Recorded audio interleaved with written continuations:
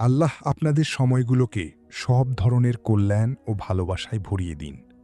সুক আল হিকায়াত ওয়াল কাসাস গল্প ও কাহিনীর বাজার চ্যানেলে আপনাদের স্বাগত। আমাদের আজকের গল্পের শিরোনাম মুখোশধারী এবং অন্ধ মেয়ে। এটি একটি রোমাঞ্চকর গল্প। আশা করি আপনাদের ভালো লাগবে। হেডফোন লাগান, চোখ বন্ধ করুন এবং উপভোগ করুন। অনেক অনেক কাল আগে, পুরনো যুগে এবং অতীতে, পরম করুণাময়ের স্মরণ এবং সর্বশ্রেষ্ঠ মানব হজরত মোহাম্মদ সাল্লাল্লাহু আলাইহি ওয়াসাল্লামের প্রতি দরুদ ও সালাম ছাড়া কথা বলা সুন্দর হয় না। আমাদের আজকের গল্প শুরু হচ্ছে মরুভূমির এক ভারী রাতে, যে রাতে চাঁদ লুকিয়ে গিয়েছিল এবং মনে হচ্ছিল তারকারাজিও যেন চারদিকে ছড়িয়ে পড়া সেই অসীম অন্ধকারের ভয়ে লুকিয়ে পড়েছে। আর এই নীরবতার মাঝখানে একটি বিলাসবহুল ঘোড়ার গাড়ি এগিয়ে যাচ্ছিল, যা টানছিল খাঁটি আরবীয় ঘোড়াগুলো। শুষ্ক বাতাসে তাদের ছোট ছোট পাগুলো লাফিয়ে উঠছিল যখন তারা নাজরান শহরের বালুকাময় পথ পাড়ি দিচ্ছিল। গাড়ির ভেতরে বসেছিল বিখ্যাত ব্যবসায়ী আব্দুর রৌফের মেয়ে সারা। সে ঘোড়ার লাগাম শক্ত করে ধরে রেখেছিল এবং তার অহংকারের আড়ালে নিজের হৃদয়ের কাঁপুনি লুকানোর চেষ্টা করছিল। মেয়েটি সেই রাতে বাবার প্রাসাদ থেকে সেই গাড়িতে একা রাতের বিহারে বের হয়নি, বরং সে শহর এবং তার বাবার কাছ থেকে পালাচ্ছিল। তার বাবা তার ব্যবসার প্রসার ঘটানোর উদ্দেশ্যে নিজের এক বন্ধুর সাথে তাকে বিয়ে দেওয়ার জেদ ধরেছিল। সে নিজের প্রাণ নিয়ে পালাচ্ছিল এবং সেই সোনার খাঁচা থেকে পালাচ্ছিল যা তার বাবা তার জন্য তৈরি করেছিল, এবং এমন এক বিলাসবহুল জীবন থেকে যা সে নিজে বেছে নেয়নি। কিন্তু পথ সবসময় পলাতকদের প্রতি দয়া দেখায় না। যখন সে দ্রুত ছুটে যাচ্ছিল, হঠাৎ করে এক তীক্ষ্ণ চিৎকারে নীরবতা ভেঙে গেল, যার পরপরই দিগন্তে আগুনের শিখা ছড়িয়ে পড়ল। ঘোড়াগুলো পাগলের মতো ডাকতে শুরু করল। সে আতঙ্ক নিয়ে চারদিকে তাকালো এবং বুঝতে পারল যে সে একটি শিকার, এবং এরা আর কেউ নয়, এরা হলো ডাকাত।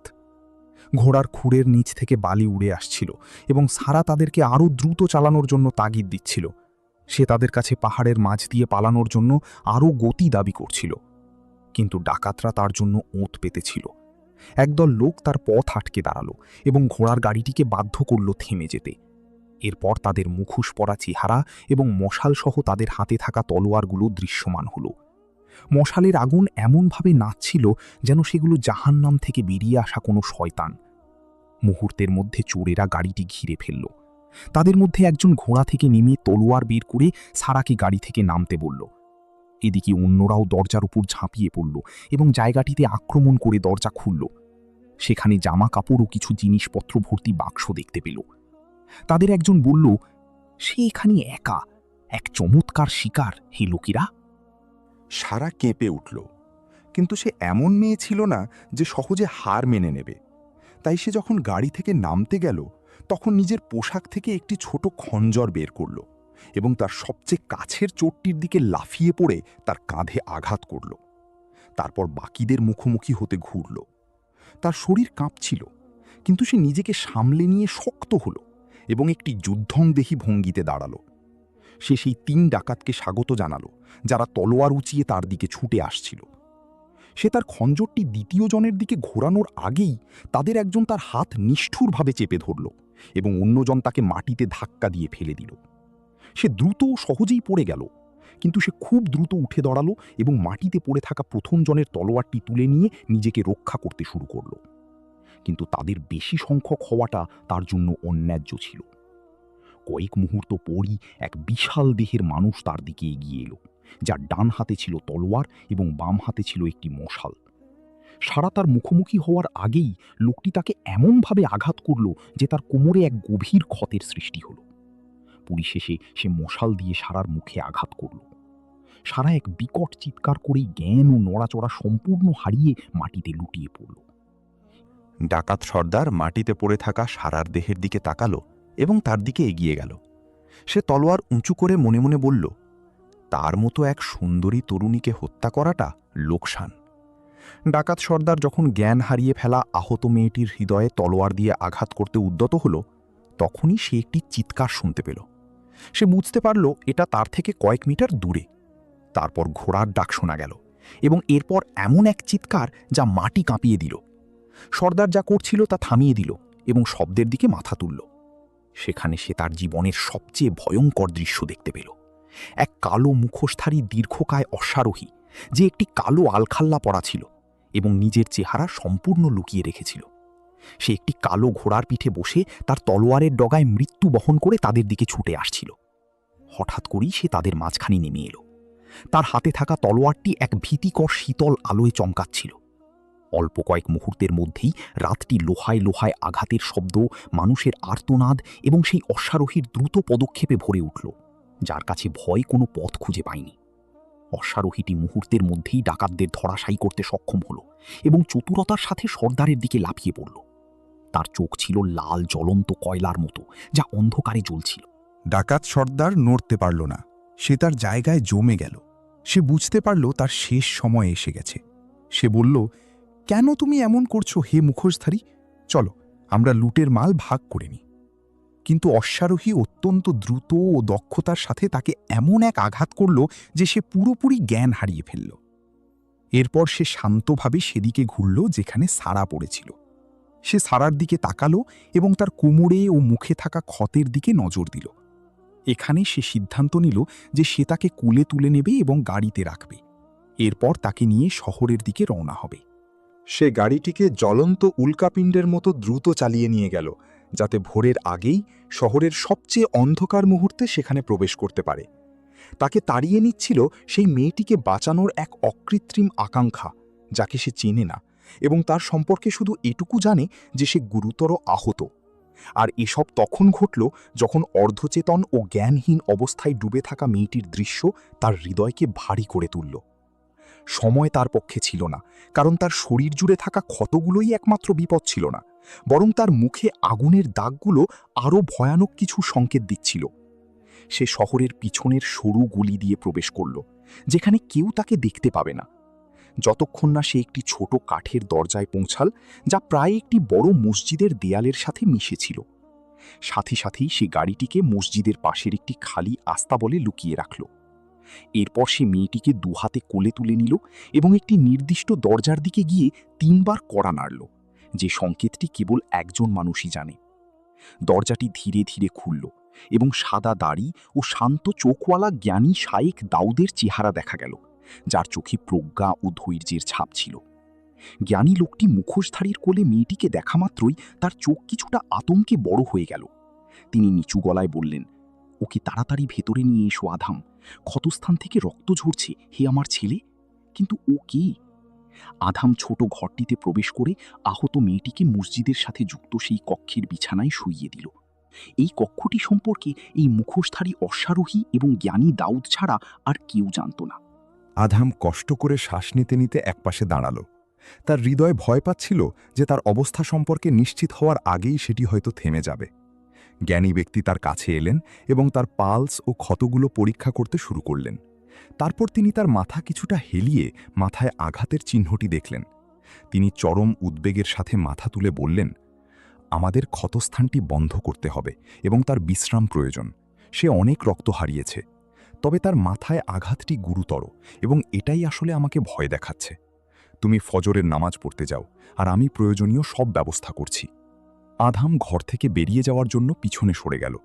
জ্ঞানী ব্যক্তি ক্ষতগুলোর চিকিৎসা করতে নিমগ্ন হলেন। 1 ঘন্টা বা তার বেশি সময় পেরিয়ে গেল। এই সময়ের মধ্যে জ্ঞানী ব্যক্তি রক্তপাত বন্ধ করতে এবং ক্ষতগুলো পরিষ্কার করার চেষ্টা করলেন। অবশেষে আধাম কক্ষে ফিরে এলো এবং জ্ঞানী ব্যক্তির পাশে গিয়ে দাঁড়ালো। জ্ঞানী ব্যক্তি শেষমেশ কিছুটা পিছিয়ে এলেন, শ্বাস নিতে শুরু করলেন এবং আল্লাহর কাছে ক্ষমা প্রার্থনা করলেন, কারণ মেয়েটির জীবন বাঁচাতে গিয়ে তিনি নামাজ থেকে দূরে ছিলেন। অবশেষে আধাম রুদ্ধকণ্ঠে জিজ্ঞেস করল, সে কি মারা যাবে? জ্ঞানী ব্যক্তি মাথা নাড়লেন, তারপর তার বন্ধ চোখের আরও কাছে গিয়ে আঙুল দিয়ে চোখের পাতা তুললেন এবং দেখলেন চোখের সাদা অংশ লাল হয়ে গেছে। তিনি দীর্ঘশ্বাস ফেলে বললেন, আমার মনে হয় না তার জীবন এখন আর বিপদে আছে, কিন্তু তার চোখে এমন কিছু আছে যা আশ্বস্ত করার মতো নয়। আমি নামাজ পড়তে যাচ্ছি এবং তারপর ফিরে আসব। আধাম পিছিয়ে গিয়ে ঘরের এক কোণায় বসল এবং নীরবে দেখতে লাগল। বসে বসেই সে ঘুমিয়ে পড়ল, যতক্ষণ না সূর্যের আলো দেয়ালের পাশ দিয়ে উঁকি দিতে শুরু করল। তখন সারা মৃদু আর্তনাদ করল। এরপর তার আঙুলগুলো নড়ে উঠল এবং অবশেষে সে ধীরে ধীরে চোখ খুলল। কিন্তু সে চোখ খোলার পর কিছুই দেখতে পেল না। তার সামনের পৃথিবীটা ছিল ঘুটঘুটে অন্ধকার। সে কাঁপা কাঁপা হাতে বাতাসে হাতড়ে বেড়াল। সে ওঠার চেষ্টা করল, কিন্তু কোমরের ব্যথার কারণে সে চিৎকার করে উঠল। জ্ঞানী ব্যক্তি দ্রুত এগিয়ে এলেন এবং বললেন, শান্ত হও মা আমার, তুমি মৃত্যুর হাত থেকে বেঁচে গেছ। সে মাথা নাড়ল এবং তার হাতের তালু চোখের উপর রাখল। তারপর তা দ্রুত সরিয়ে নিল, যেন সে ভয়ঙ্কর কিছু আবিষ্কার করেছে। সে কাঁপা গলায় বলল, আপনি কি মহাশয়? আমি কোথায়? আর আমি কেন কিছুই দেখতে পাচ্ছি না? জ্ঞানী ব্যক্তি তাকে শান্ত করার চেষ্টা করলেন এবং বললেন, বোঝা যাচ্ছে যে হামলার সময় তুমি একটি জোরালো আঘাত পেয়েছ, যা তোমার চোখের স্নায়ুকে ক্ষতিগ্রস্ত করেছে। হয়তো এটি একটি সাময়িক ফোলা বা কোনো ধাক্কা। ইনশাআল্লাহ সব ঠিক হয়ে যাবে। এখন সবচেয়ে গুরুত্বপূর্ণ হলো যে তুমি ভালো আছো। সারা দ্রুত শ্বাস নিতে শুরু করল। তার হাত দুটো বাতাসে এমন কিছু খুঁজছিল যার উপর সে ভর করতে পারে। সে জ্ঞানী ব্যক্তির পোশাক আঁকড়ে ধরল এবং আকুতি করে বলল, আমি কি অন্ধ হয়ে গেছি? আমি কি চিরতরে দৃষ্টিশক্তি হারিয়ে ফেলেছি? আমার কি হয়েছে মহাশয়? আধাম নিজের জায়গায় জমে গেল এবং সে তীব্র অনুশোচনা অনুভব করল। সে যদি আরও আগে তার কাছে পৌঁছাতে পারত তাহলে এমনটা হতো না এবং মেয়েটি তার দৃষ্টিশক্তি হারাতো না। কিন্তু তার কাছে যাওয়ার বা কিছু বলার সাহস আধামের হল না। সারা চিৎকার করে হতাশার সুরে বলল, দয়া করে মহাশয়, আমাকে বলুন যে আমার দৃষ্টিশক্তি ফিরে আসবে। শাইখের কণ্ঠ কেঁপে উঠল, কিন্তু তিনি নিজেকে শান্ত হতে বাধ্য করে বললেন, দৃষ্টিশক্তি হলো একটি অলৌকিক ব্যাপার মা। আমরা আরোগ্য লাভের এর চেয়েও বিস্ময়কর জিনিস দেখেছি। আমরা আমাদের সাধ্যমতো সব কিছু চেষ্টা করব, আশা হারিও না। তবে আমাকে বলো, তুমি কি? আমরা তোমার পরিবারকে খবর দিতে চাই, যাতে তারা এখন তোমার পাশে থাকতে পারে। কিন্তু তার চোখের পানি অবচেতনভাবেই গড়িয়ে পড়ল এবং তার কণ্ঠ হৃদয় বিদারক কান্নায় উচ্চকিত হল। হায় ঈশ্বর, আমি কিভাবে বাঁচব? আমি কিভাবে বাবার কাছে ফিরে যাব? আমি তো আমার বাবার কাছ থেকে এবং তার আমাকে জোর করে বিয়ে দেওয়ার ইচ্ছা থেকে পালিয়ে শহর ছেড়েছিলাম। দৃষ্টিশক্তি হারানোটা কি তারই শাস্তি ছিল? জ্ঞানী ব্যক্তি শান্ত গলায় বললেন, সব ঠিক হয়ে যাবে মা, তুমি চিন্তা করো না। শুধু আমাকে বলো তোমার বাবা কি, আর আমি নিজেই তার কাছে যাব। আধাম চাইল তার দিকে এক পা এগিয়ে গিয়ে তার কাছে ক্ষমা চাইতে, কারণ সে আসতে দেরি করে ফেলেছিল। কিন্তু সে পিছিয়ে গেল এবং চুপ করে থাকল। সারা তাকে টের পেল না বা তার দিকে ঘুরেও তাকালো না, কারণ সে নিজের আঘাতের খবর এবং তাকে এখন তার বাবা ব্যবসায়ী আব্দুর রাউফের কাছে ফিরে যেতে হবে এই নিয়েই ব্যস্ত ছিল। তার বাবা নিশ্চিতভাবেই তার যন্ত্রণার ওপর আরও যন্ত্রণা বাড়িয়ে তুলবে। সারা জ্ঞানী ব্যক্তিকে নিজের আসল পরিচয় জানাল। সকালে জ্ঞানী ব্যক্তি বিখ্যাত সেই ব্যবসায়ীর প্রাসাদে গেলেন এবং তাকে জানালেন যে কালো অশ্বারোহী তার মেয়েকে বাঁচিয়েছে এবং তাকে মসজিদের সামনে রেখে গেছে। তিনি তার স্বাস্থ্যের আসল অবস্থা বর্ণনা করলেন এবং তাকে অনুরোধ করলেন যেন তিনি তার মেয়েকে শান্তভাবে বরণ করে নেন। কয়েক ঘন্টা পর জ্ঞানী ব্যক্তি ব্যবসায়ীর বিলাসবহুল গাড়িতে করে এলেন। সেটি ব্যবসায়ীর প্রাসাদে প্রবেশ করা মাত্রই চারদিকে চিৎকার ও কান্নার রোল পড়ে গেল এবং সব জায়গা থেকে দাসদাসীরা জড়ো হল। আর তার বাবা তার দিকে ছুটে গেলেন, নিজের হাতে গাড়ির দরজা খুললেন এবং তাকে অভ্যর্থনা জানালেন। কিন্তু তার চোখের চারপাশে কালো কাপড় বাঁধা দেখে তিনি চমকে গেলেন। তিনি তার কাঁপা কাঁপা হাত ধরে রুদ্ধ কণ্ঠে বললেন, সারা, আমার আদরের মেয়ে এবং আমার একমাত্র কন্যা, তোমার কি হয়েছে? কি তোমার সাথে এমন করেছে? সে মাথা তুলল এবং ভাঙা গলায় বলল, বাবা, আমি আমার দৃষ্টিশক্তি হারিয়ে ফেলেছি, আমি দেখতে পাচ্ছি না। বাবা তার মেয়ের কথার জবাব দেওয়ার জন্য নীরবতা ছাড়া আর কিছুই খুঁজে পেলেন না এবং উপস্থিত কেউই নড়ল না। এমনকি উঠোনে যে বাতাস বইছিল তাও সম্পূর্ণ থেমে গেল। মেয়েটির কণ্ঠ দ্বিতীয়বারের মতো কেঁপে উঠল এবং সে পুনরাবৃত্তি করে বলল, বাবা, আমি দৃষ্টিশক্তি হারিয়ে ফেলেছি, তুমি কি আমার কথা শুনতে পাচ্ছ? আব্দুর রউফ মুখ খুললেন, কিন্তু তার মুখ থেকে কোনো কথা বের হলো না, বরং চোখের জল তাকে বাধ্য করল তার মেয়েকে শক্ত করে জড়িয়ে ধরতে, যে কিনা এবার নীরবে কাঁদছিল, যেন সে তার শেষ সম্বলটুকুও হারিয়ে ফেলেছে। কয়েক মিনিট কেটে গেল। অবশেষে তাকে প্রাসাদের একটি বড় ঘরে ফিরিয়ে নিয়ে যায়। তখন সেই বয়স্ক লোকটি হাসি মুখে ঘরে ঢুকলেন, তবে তার মুখের হাসির চেয়েও তার কণ্ঠের হাসিতে উষ্ণতা বেশি ছিল। তিনি তাকে সালাম দিলেন, তার কাছে গিয়ে বললেন, আমি জানি সারা, দৃষ্টিশক্তি হারানো শুধু চোখকেই কষ্ট দেয় না, বরং হৃদয়কেও কষ্ট দেয়। ভাঙা কণ্ঠে প্রশ্ন করার আগে সে দীর্ঘক্ষণ চুপ করে থাকল। আপনাকে ধন্যবাদ চাচা, আপনি না থাকলে আমি বেঁচে থাকতাম না। কিন্তু আমার এই বিপদের মাঝে আমি আপনাকে জিজ্ঞেস করতে ভুলে গিয়েছিলাম যে কে আমাকে বাঁচিয়েছে। আমি শহরের বাইরে ছিলাম যখন ৫-৬ জন ডাকাত আমার উপর হামলা করেছিল। কে সেই সাহসী বীর যে তাদের থাবা থেকে আমার জীবন ছিনিয়ে আনতে পেরেছিল? দাউদ মৃদু হেসে বললেন, আমাকে এমন এক মানুষের গল্প বলতে দাও যার আসল পরিচয় কেউ জানে না। মানুষ কিছুদিন ধরে তার সম্পর্কে কথা বলছে।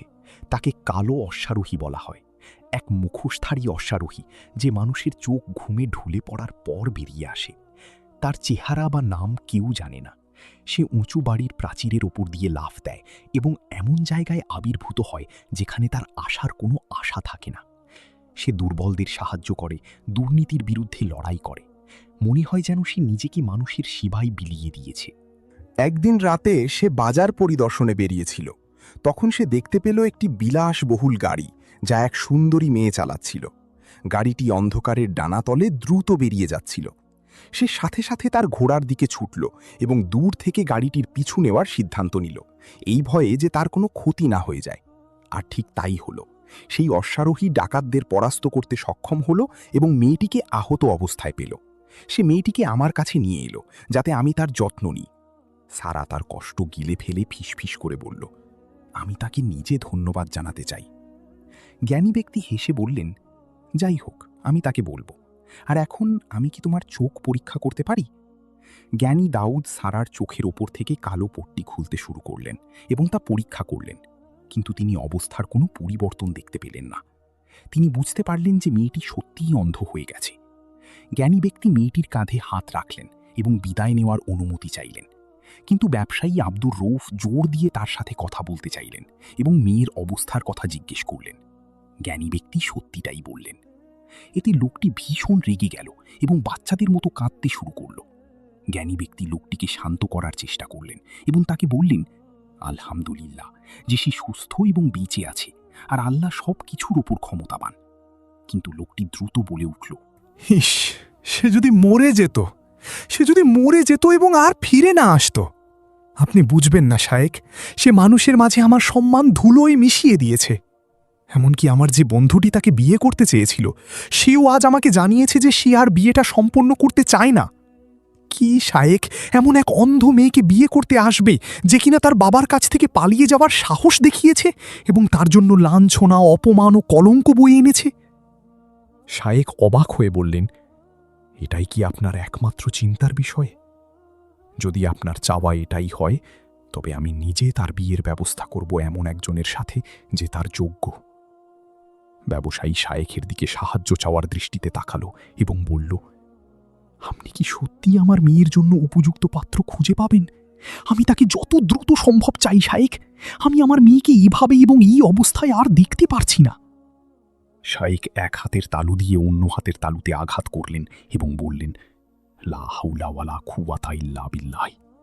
আমি আসবো আগামীকাল ইনশাআল্লাহ।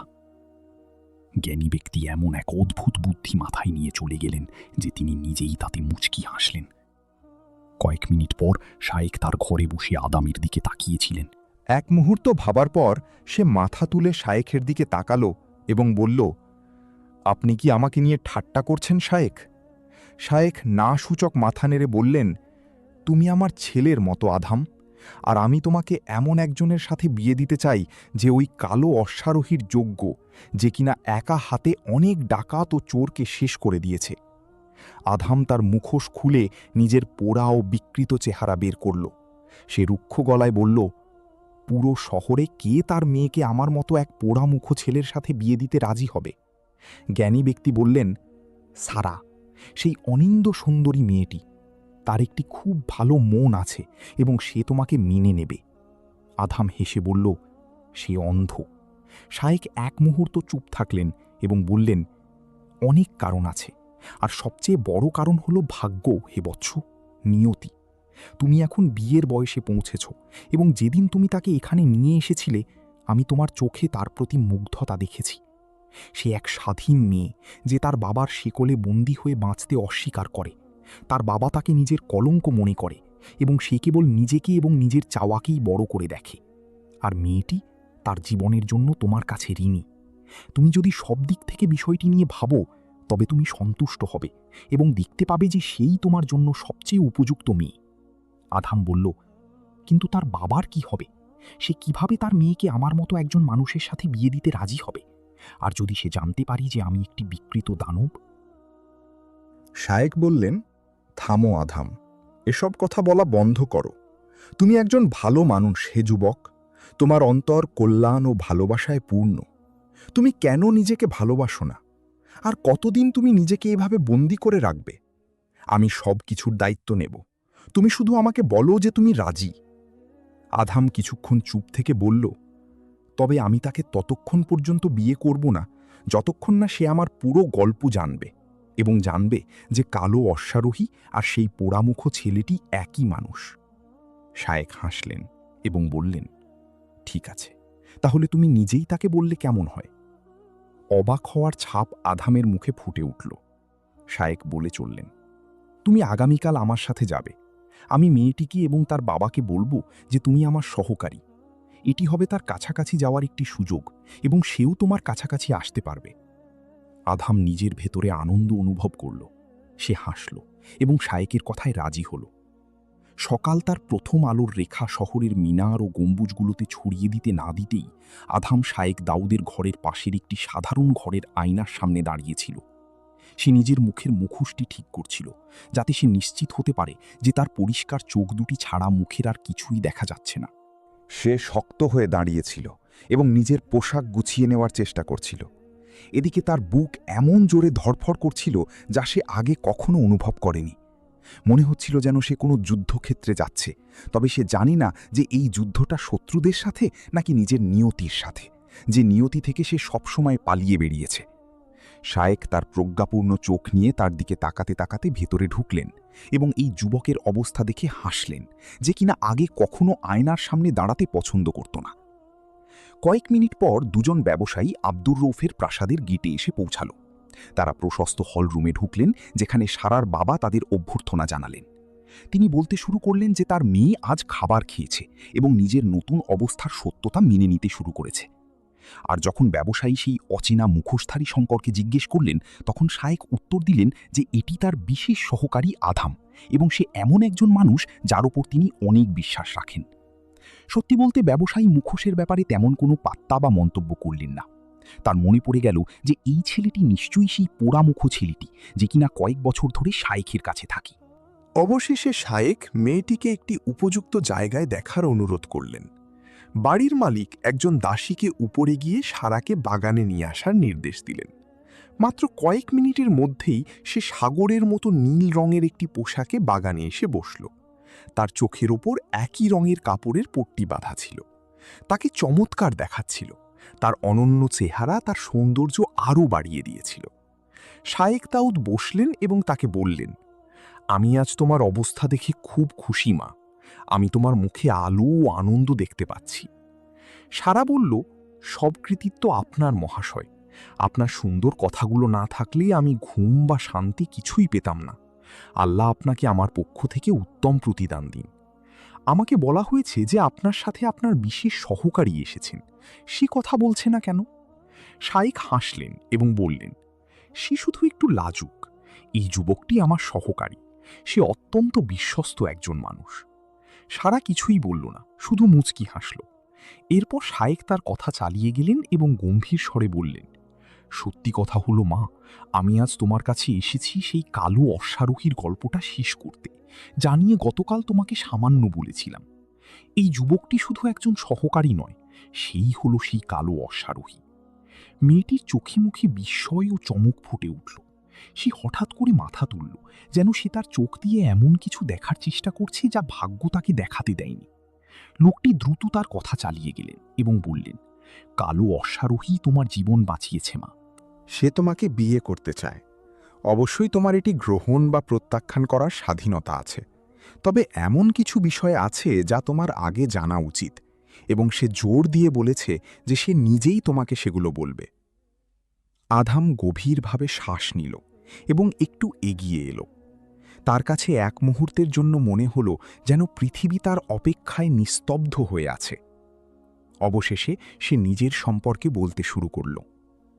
আমি কোনো অশ্বারোহী বা বীর হিসেবে জন্মাইনি, বরং এই শহরেরই এক মহল্লায় একেবারে সাধারণ, এমনকি চরম গরিব ও নিঃস্ব এক শিশু হিসেবে জন্মেছিলাম। আমি মসজিদ ও সরাইখানার পাশের এক কারখানায় কামার হিসেবে কাজ করতাম। ৩ বছর আগে এক সন্ধ্যায় সরাইখানায় আগুন লাগে। ভেতরে আমার বন্ধুবান্ধব ও পরিচিতরা ছিল। আমি তাড়াতাড়ি গিয়ে একে একে তাদের বাঁচাতে শুরু করি। আলহামদুলিল্লাহ, আমি সবাইকে বাঁচাতে পেরেছিলাম, কিন্তু শেষমেশ আমি জ্ঞান হারিয়ে ফেলি এবং আগুনের মাঝখানে পড়ে যাই। যদি আল্লাহর রহমত না থাকত তবে আমি ধ্বংস হয়ে মরেই যেতাম, কিন্তু আমার শরীরের কিছুটা অংশ পুড়ে যাওয়ার পর আমি বেঁচে যাই। মানুষ ভেবেছিল আমি সত্যিই মারা গেছি, কিন্তু শায়েখ দাউদ আমাকে বাঁচান এবং আমার যত্ন নেন। সে একটু থামল। এদিকে স্পষ্ট বোঝা যাচ্ছিল যে সারার মুখে আগ্রহের ছাপ বেড়েই চলেছে। আধাম নিজের হাত শক্ত করে চাপল, যেন সে কোনো পুরনো ব্যথা চেপে রাখছে। যখন আমার জ্ঞান ফিরল, আর সবচেয়ে খারাপ ব্যাপার ছিল যে শিশুরা আমাকে দেখে ভয় পেত। তাই আমি কিছুদিনের জন্য শহর ছেড়েছিলাম এবং একমাত্র মানুষ যিনি আমাকে মেনে নিয়েছিলেন এবং আমাকে দেখে হাসতেন, সেই জ্ঞানী দাউদের বাড়িতে লুকিয়েছিলাম। আর সেদিন থেকেই আমি তার সাথে কাজ করছি, কখনো সহকারী হিসেবে, কখনো ব্যবসায়ী হিসেবে। এভাবেই চলতে চলতে এমন কিছু ঘটল যা আমি কখনো কল্পনাও করিনি। আমি এক অদ্ভুত জিনিস আবিষ্কার করলাম। যে আগুন আমার শরীরকে বিকৃত করে দিয়েছিল তা আমার ব্যথাবোধও কেড়ে নিয়েছে। আমি আঘাত সহ্য করতে পারতাম, ঠিক যেভাবে লোহা আঘাত সহ্য করে। ক্ষত দ্রুত শুকিয়ে যেত। আমি জানি না এটা কোনো শাস্তি নাকি আশীর্বাদ, কিন্তু আমি দেখলাম যে এই শহর থেকে অন্তত কিছুটা হলেও অন্যায় দূর করা আমার দায়িত্ব। তাই আমি চোর ও ডাকাতদের জন্য শাস্তি স্বরূপ হয়ে উঠলাম। আমি রাতে বের হতাম এমন কিছু করতে যা অন্য কেউ করতে পারত না। আর তখনই পুরো শহরে কালো অশ্বারোহীকে নিয়ে কথা ছড়িয়ে পড়ে। এখানে শায়েক এক কদম এগিয়ে এলেন এবং অশ্বারোহী ও মেয়েটির দিকে তাকিয়ে বললেন, এখন সময় এসেছে নিয়তি এই মানুষটিকে পুরস্কৃত করুক, যে কিনা এতকাল সমাজচ্যুত হয়ে বেঁচে আছে। আধাম একটি সম্মানজনক জীবন পাওয়ার যোগ্য। সে এমন একটি হৃদয় পাওয়ার যোগ্য যা তাকে ভালোবাসবে এবং সে যেমন ঠিক সেভাবেই তাকে গ্রহণ করবে। চারিদিকে নীরবতা নেমে এলো। আধামের হৃদস্পন্দনের শব্দ ছাড়া আর কোনো শব্দ শোনা যাচ্ছিল না, যা মনে হচ্ছিল যেন ফেটে পড়বে। তারপর শায়েখ বললেন, মা, তোমার কি মত যদি আমি আজ তোমার কাছে প্রস্তাব দিই যে আধাম তোমার বাবার কাছে তোমার জন্য বিয়ের প্রস্তাব পাঠাবে?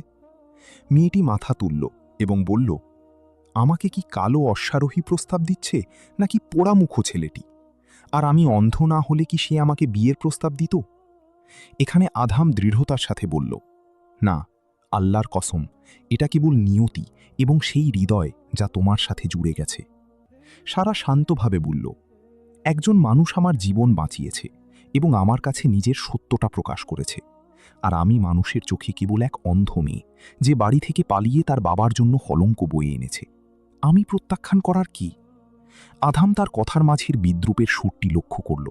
সে কিছু বলার চেষ্টা করল, কিন্তু শায়েখ উচ্চস্বরে আলহামদুলিল্লাহ বলে উঠলেন এবং বললেন, তাহলে আল্লাহর রহমতে আমি এখন তোমার বাবাকে জানাতে যাচ্ছি, মা।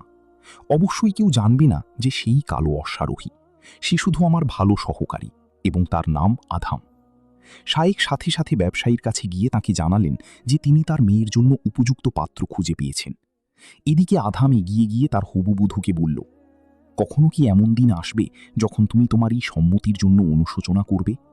সারা বলল, সত্যি কথা হলো, যখন তুমি আমার জীবন বাঁচিয়েছিলে এবং গতকাল আমি তোমার সম্পর্কে শুনেছিলাম, তখন আমি আমার হৃদয়ে ও ভেতরে অনুভব করেছিলাম যেন নিয়তি আমার সাথে কথা বলছে। আমার মনে হলো আমি এমন এক সাজানো বিয়ে থেকে পালিয়ে এসেছি যাকে আমি প্রত্যাখ্যান করেছিলাম, এমন এক নিয়তির দিকে যা আমার জন্য সমস্ত কল্যাণ বয়ে আনবে। আমি কোনো অহংকারী বা গর্বিত মেয়ে নই, কিন্তু আমি নিজেকে এবং এই বিয়েকে একটি সুযোগ দিতে চাই।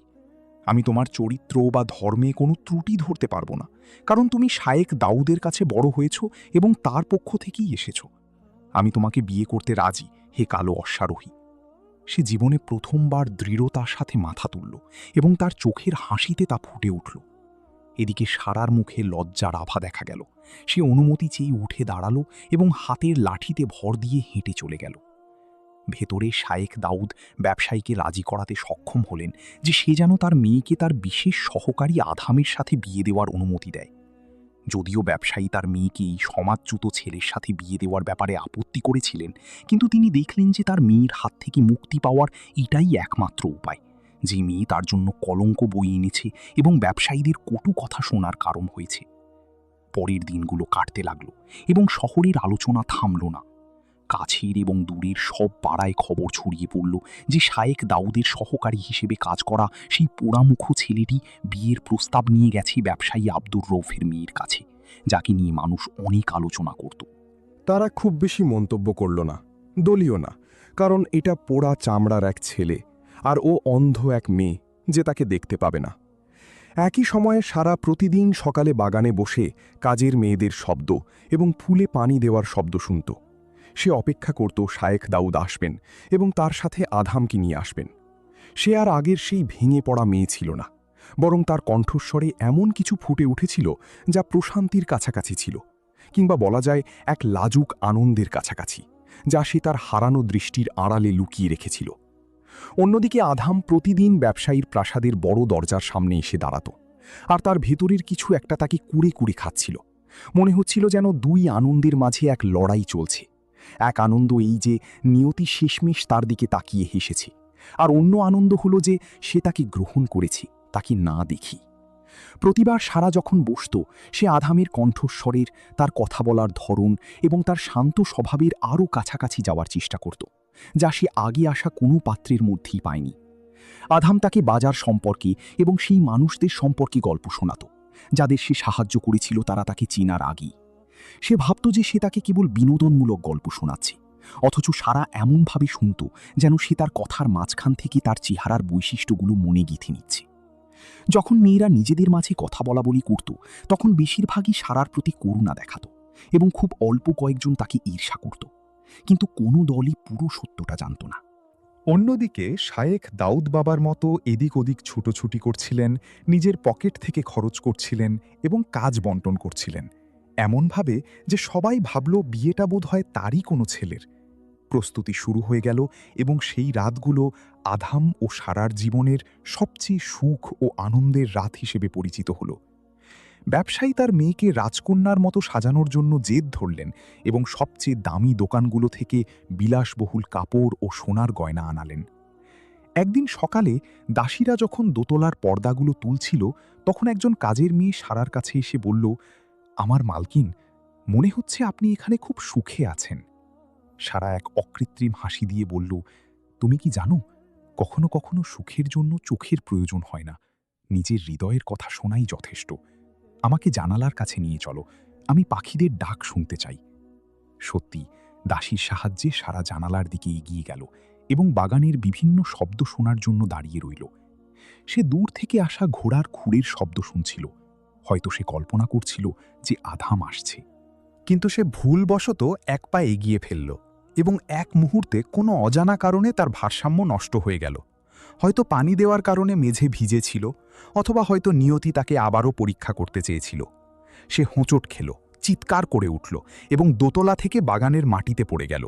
সবাই চিৎকার করে উঠল এবং দাসীরা ছুটে এলো। হইচই ও হুড়োহুড়ি বেড়ে গেল এবং প্রাসাদে শোরগোল শুরু হলো।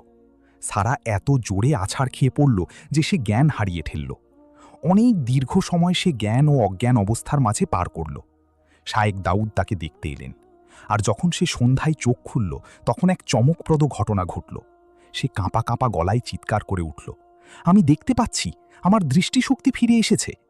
সারা এমন এক চিৎকার করল যাতে আনন্দ ও বিস্ময় মিশেছিল এবং সে কান্নায় ভেঙে পড়ল।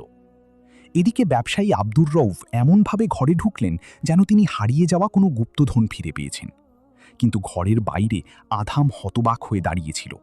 সে খবরটা সহ্য করতে পারল না এবং এক পা করে পিছিয়ে যেতে লাগল। সারা তাকে দেখার জন্য চারদিকে তাকায়নি, বরং সে তখন এক বিস্ময় ও আনন্দের মুহূর্তে ছিল। যখন সে নিশ্চিত হলো যে সে সত্যিই দেখতে পাচ্ছে, এটা কোনো স্বপ্ন নয়, তখন সে আধামকে দেখতে চাইল। কিন্তু সে ততক্ষণে চলে গিয়েছিল। তার চোখ ছিল মাটির দিকে। বুকের ভেতর আটকে আসা গলায় সে নিজেকে বলছিল, এখন সে পৃথিবী দেখবে এবং মানুষের মুখ দেখবে। সে কি আমাকে দেখবে? আমি বিকৃত হবার পরও কি তার আমাকে পছন্দ করা সম্ভব? আধাম তার মেয়েটির মুখোমুখি হওয়ার অপেক্ষা করল না, বরং সে দ্রুত তার মুখে মুখোশটি শক্ত করে বাঁধল এবং যন্ত্রণায় ভরা কণ্ঠে বলল, আমার বাগদত্তা এখন আলো দেখতে পেয়েছে এবং আমি তাকে অন্ধকারে বাঁচতে দেব না, আর আমি তাকে ভাঙব না। সে এমনভাবে চলে গেল যেন সে নিজের থেকে এবং পুরো শহর থেকে পালাচ্ছে। দুদিন পর কেউ আর জানল না আধাম কোথায় গেছে, আর যখন সারা শাইখ দাউদকে জিজ্ঞেস করল, তিনি কোনো উত্তর দিলেন না। কিন্তু সারা বুদ্ধিমতী ছিল এবং সে বুঝে গেল। দৃষ্টিশক্তি ফিরে পাওয়ার পর প্রথমবারের মতো তার কণ্ঠ ভেঙে এলো এবং সে বলল, সে পালিয়ে গেছে, কারণ সে ভেবেছে যে আমি এখন আর তাকে গ্রহণ করব না। শাইখ তার পাশে বসে বললেন, আল্লাহর কসম মা, আমি জানি না সে কোথায়। যেদিন তুমি দৃষ্টি ফিরে পেয়েছিলে সে বাইরে তোমার জন্য অপেক্ষা করছিল। সে কিছুক্ষণ চুপ থেকে বলল, সে অবশ্যই ফিরে আসবে। আর গভীর রাতে কাউকে না জানিয়ে সে প্রাসাদের আস্তাবলে গেল এবং নিজ হাতে ঘোড়া ও গাড়ি প্রস্তুত করল। সে আগের মতোই চুপি চুপি বেরিয়ে পড়ল। সে প্রাসাদের গেট খুলল এবং রওনা হল, কিন্তু তার কোনো নির্দিষ্ট গন্তব্য ছিল না। সে ফিসফিস করে বলছিল, হে আধাম, তুমি যদি আমাকে ভালোবাসো, তুমি আমাকে অনুভব করতে পারবে। আর তুমি যদি ভাবো যে আমি তোমাকে শুধু চোখ দিয়ে দেখি, হৃদয় দিয়ে নয়, তবে আমি প্রমাণ করে দেব যে তুমি ভুল। হৃদয়ে কখনো বিশ্বাসঘাতকতা করে না। তুমি ফিরে আসবে। অবশেষে সে পানির ওপর একটি ব্রিজে পৌঁছাল, কিন্তু গাড়িটি ঠিকমতো প্রস্তুত করা ছিল না। যদিও সারার জন্য গাড়ি প্রস্তুত করাটা প্রথমবার ছিল না, তবে নিয়তির খেলা অদ্ভুত ও বিচিত্র। হঠাৎ ঘোড়াগুলো ডেকে উঠল এবং গাড়িটি নদীতে উল্টে গেল। সারা ঠান্ডা পানিতে ডুবে গেল। তার শরীর কাঁপছিল। কেউ শোনার আগেই তার কণ্ঠ পানিতে তলিয়ে যাচ্ছিল। কিন্তু একজন শুনেছিল এবং প্রাসাদের দরজা থেকে বের হওয়ার পর থেকেই তাকে অনুসরণ করছিল। সেখানে এমন এক হৃদয় ছিল যা তার বিচ্ছেদ সহ্য করতে পারেনি। আধাম নদীর তীর থেকে একটি পাথরের টুকরোর মতো লাফিয়ে পড়ল, যা পানি চিরে ফেলে। সে তাকে টেনে ধরল এবং এত শক্তিতে পানির ওপরে টেনে তুলল যা প্রায় পানিকেই ছিন্ন ভিন্ন করে দিচ্ছিল। সে তাকে তীরে নিয়ে এলো এবং সে ঠিক আছে কিনা তা নিশ্চিত করতে লাগল। কিন্তু সে দ্রুত জেগে উঠল এবং জ্ঞান ফিরে পেয়ে নিজেকে দেখল সেই মুখোশধারীর সামনে, যাকে অন্ধকার আর সারার প্রতি উদ্বেগ ঘিরে রেখেছিল। তার দৃষ্টি জমে গেল এবং সে হঠাৎ চিৎকার করতে লাগল, আমি দেখতে পাচ্ছি না, আমি কিছুই দেখতে পাচ্ছি না। আধাম হাঁপিয়ে উঠল, মনে হলো যেন একটি তীর তাকে বিদ্ধ করেছে। সে বুঝতেই পারল না কি হয়েছে বা কিভাবে, কিন্তু সারা চিৎকার করেই চলল এবং বলল, আমি আবার আমার দৃষ্টিশক্তি হারিয়ে ফেলেছি। সারা মাটিতে ঝুঁকে পড়ে কাঁদতে ও কাঁপতে লাগল। এদিকে আধাম এক অসহনীয় ব্যথা গিলে ফেলে বলল, চিন্তা করো না সারা, আমি এখানে তোমার পাশেই আছি। সে তাকে বলল, আধাম, এটা কি তুমি? তুমি কি দ্বিতীয়বারের মতো আমাকে বাঁচালে? তুমি কোথায় ছিলে আর কেন অদৃশ্য হয়ে গিয়েছিলে? তুমি কি আমাকে তোমার হাতের পুতুল ভেবেছিলে? কিভাবে তুমি বিয়ের কয়েকদিন আগে তোমার কনেকে ছেড়ে চলে যাও? তুমি কি আমাকে ভালোবাসা বন্ধ করে দিয়েছিলে? আধাম তাকে উঠে দাঁড়াতে সাহায্য করা এবং তাকে নিয়ে তার বাড়িতে ফিরে যাওয়া ছাড়া আর কোনো উত্তর খুঁজে পেল না। খবর ছড়িয়ে পড়ল যে ব্যবসায়ীর মেয়ে আবার তার দৃষ্টিশক্তি হারিয়েছে। কিন্তু এবার সে কাঁদল না বা ভেঙে পড়ল না, বরং সে মুচকি হাসছিল, এমন এক হাসি যা কেউ দেখতে পাচ্ছিল না। তার বাবা যত দ্রুত সম্ভব বিয়ে সম্পন্ন করার জন্য জেদ করলেন। বিয়ের রাতে আধাম ধীর পায়ে ঘরে ঢুকল। সেখানে নীরবতা রাজত্ব করছিল। সারা শান্ত হয়ে বসেছিল এবং তার চোখে সেই কালো পুট্টি বাঁধা ছিল। আধাম তার থেকে দূরে দাঁড়াল এবং মুখোশ তখনও তার পুরো মুখ ঢেকে রেখেছিল।